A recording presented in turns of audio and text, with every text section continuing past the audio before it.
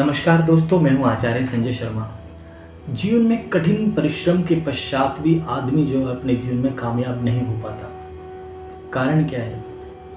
कारण उसके प्रारब्ध के कर्म हैं। कहते हैं कि कर्मों के द्वारा जो है, अगर आप अपने कर्म एफर्ट्स बढ़ाएंगे तो आप कर्म के द्वारा अपने भाग्य को बदल सकते हैं। कहते हैं कि करत करत अभ्यास के जड़मति होई सुजान। तो ये आपने कहावत सुनी होगी और बहुत ही विख्यात कहावत है कि सिर पे जो है निशान पड़ जाता है अगर आप रस्सी से जो है पानी खींचते रहो। तो एक रस्सी जो है पत्थर को भी काट सकती है। उसी प्रकार से मोर एफर्ट करने वाले आदमी के जीवन में उसको कामयाबी मिल सकती है। पर कई बार क्या होता है कि एफर्ट करता है आदमी, पर एक साथ चार जगह पे एफर्ट करता है, फोकस नहीं हो पाता। कभी सोचता है ये कर लूँ, कभी सोचता है ये कर लूँ, कभी सोचता है ये कर लूँ, आज ये कर लूँ, अलग अलग प्लान आते रहते हैं। कई लोग ऐसे होते हैं कि जो एक ही टारगेट रख के एक ही काम में बहुत बड़ा कर लेते हैं और उसी काम को इतना बढ़ा लेते हैं कि उसी काम में उनका नाम नंबर 1 पे हो जाता है। अपने आप को कैसे बढ़ाना है उसके ऊपर विचार करना है, शोध करना है। एक बच्चा अगर झुग्गी में पैदा होकर और झुग्गी में ही मर जाए तो उसका कर्म जो है उसने बदला नहीं, एफर्ट नहीं बदला, अपने दिमाग को नहीं लगाया। और झुग्गी में पैदा होने के बाद अगर वो प्रधानमंत्री राष्ट्रपति के पद तक पहुंच जाए तो उसने अपने कर्मों को बदल दिया, क्योंकि कर्म क्या है? प्रधान है। जिस लाइन में आप जाना चाहते हो। अभी मैं एक छोटी सी चीज़ देख रहा था कि एक सब्जी बेचने वाले की बेटी जो है आईएएस ऑफिसर बन गई भारतवर्ष में। एक जूता सिलने वाले की बच्ची जो है आईएएस ऑफिसर बन गई। उस आदमी ने इतनी अत्यधिक मेहनत करी, धन कमाया, बच्ची रेडी पे भी खड़ी होती थी और उसके बाद जो है आईएएस ऑफिसर बन गई। कारण क्या है? क्योंकि उसने एक बड़ी भारी तपस्या की, पढ़ाई करी, एजुकेशन को बढ़ाया अपनी। क्योंकि आज के इतने बड़े कंपटीशन के ज़माने में व्यक्ति का आईएएस ऑफिसर बनना बड़ा ही मुश्किल है।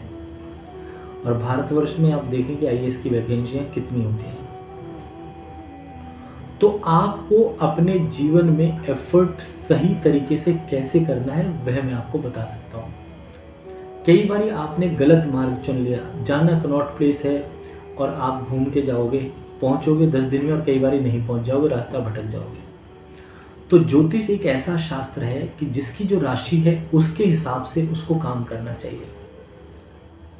अब किसी का मेष राशि है तो उसका जो स्वामी है मंगल हो गया और वो काम शुरू कर दे शनि का और कहते गुरुजी कामयाबी नहीं मिल रही, बहुत संघर्ष चल रहा है, सारा पैसा डूब गया। तो भैया जो रास्ता आपके पास नहीं है, आप गलत ट्रैक पे जा रहे हो। ऐसी वृष राशि वाले ने जो है काम उसका शुक्र का काम है और उसने काम कर दिया कूड़ा उठाने का या कबाड़ी का, तो चल थोड़ी जाएगा। मिथुन राशि वाले का काम है बोलने का, लॉयर, प्रोफेसर, टीचर, ज्ञान, फाइनेंस, इस क्षेत्र में जाने का, और आप कहोगे मैं तो बिल्डर बनूंगा। तो क्या है कि आपकी जन्म कुंडली में जो दशमांशा चार्ट होता है आपका, जो आपके प्रारब्ध के कर्मों के अनुसार बनकर आता है आपकी जन्म कुंडली में, जब आप पैदा होते हैं तो उसको दिखा लेना चाहिए।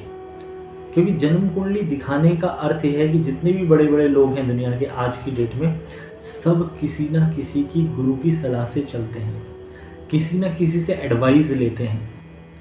कई लोग ऐसे होते हैं सिर्फ चेक करने के लिए आए थे, गुरुजी ये बताओ वो बताओ कैसा रहेगा क्या रहेगा। ये नहीं, गुरुजी भी क्या है कि बड़े विद्वान हैं, ज्ञानी हैं, सब समझ जाते हैं। उनको भी पता है कि आप परीक्षा लेने आए हो या पूछने आए हो या आपके मन में क्या बात है। तो परीक्षा मत लो गुरुओं की, गुरुओं से जानो कि हमें क्या करना है, गुरुजी किस तरीके से हमारा रास्ता खुलेगा। कई बार क्या गुरुजी ने कोई उपाय बताया और वो कामयाब नहीं हुआ, क्योंकि कई बार आपकी किस्मत में आपके मान के चलो 9 प्लैनेट्स में से 5 प्लैनेट ऐसे हैं जो आपको रोक रहे हैं, बाधक योग है कुंडली के अंदर। बाधक योग में क्या है कि जब बाधक योग का मतलब है कि अगर किसी चीज़ को बहुत फोर्स से हटाओगे तो वो चीज़ हटेगी, वरना नहीं हटेगी, नहीं तो ऐसे जाके वापस आ जाएगी।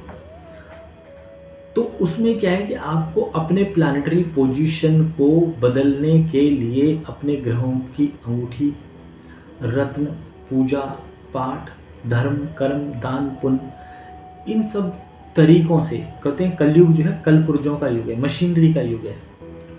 अभी आप देखें द्रोण आ गया, पहले कंप्यूटर आया, फिर अब आदमी भी जो है मशीन वाला आदमी आ जाएगा। सारे क्या है कल पुर्जों का युग चलने वाला है। इंसान की जगह पे मशीनें और रोबोट्स काम करने वाले हैं। आजकल ऐसे रोबोट्स आ गए हैं जो इंसान से भी ज़्यादा ब्रेनी हो गए हैं, जबकि बनाया इंसान नहीं है।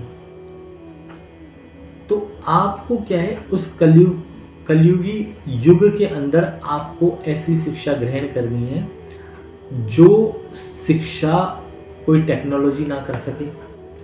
आप टेक्नोलॉजी का इस्तेमाल करना आपको आना चाहिए, तभी आप आगे बढ़ेंगे। और अपनी जन्म कुंडली को जरूर दिखाओ कि बाधक योग कौन सा ग्रह ऐसा है जो आपके जीवन में बाधक बनकर बैठा हुआ है। आप मेहनत संपूर्ण कर रहे हो परंतु नुकसान पे नुकसान, नुकसान पे नुकसान, और एकदम गाड़ी जो है जीरो हो गई। एक आदमी हजारों लाखों करोड़ का होता है परंतु जो काम में हाथ डालता है वो काम उसका पिट जाता है।